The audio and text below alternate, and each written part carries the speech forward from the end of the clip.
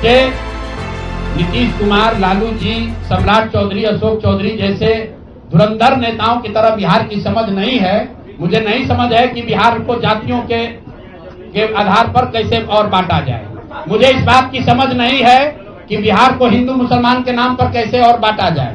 मुझे ये समझ नहीं है कि 10,000 रुपया देकर कैसे वोट और खरीदा जाए। जिनको समझ है वो लोग जीत कर आए हैं और उनको सत्ता मुबारक हो और बिहार की जनता को वो लोग मुबारक हो। आपने कहा कि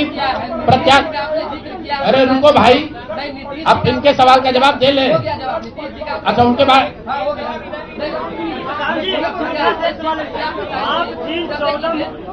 आप जिन 14 मुख्यमंत्री को बनाने की बात कर रहे थे, क्या आपको लगता है कि आपका उनमें अहम योगदान रहा है? कभी खास करके बिहार के कोई योगदान नहीं है। आप लोग जो हम लोग बोलते रहे हैं उसको जाकर देख लीजिए। आपने कहा कि उम्मीदवार गलत चुने हैं।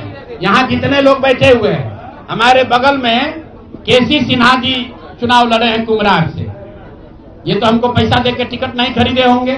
और कुम्हरार की जनता ने केसी सिन्हा को हराकर किसी दूसरे को जिताया है। हमारे बगल में वाईबी गिरी जी बैठे हैं, मांझी से इनको हराकर जनता ने किसी दूसरे को जिताया है।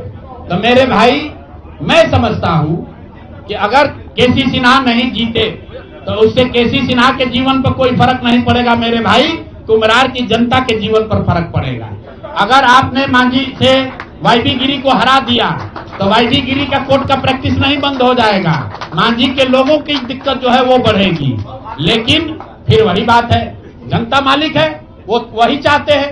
अगर आप खिचड़ी खाना चाहते हैं तो आपको कोई पुलाव कैसे खिला देगा? आप खिचड़ी खाइए और आनंद लीजिए। आपको वोट नहीं दिया, जनता का दोष है। लोगों ने आपको वोट नहीं दिया, लोगों का दोष है।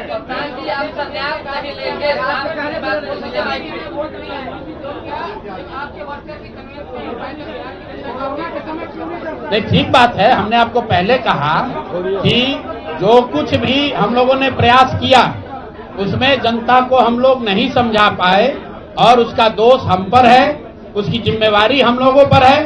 और लेकिन अगर नहीं समझा पाए तो उसको समझाने की जो आगे की जिम्मेवारी है वो भी हम ही पर है।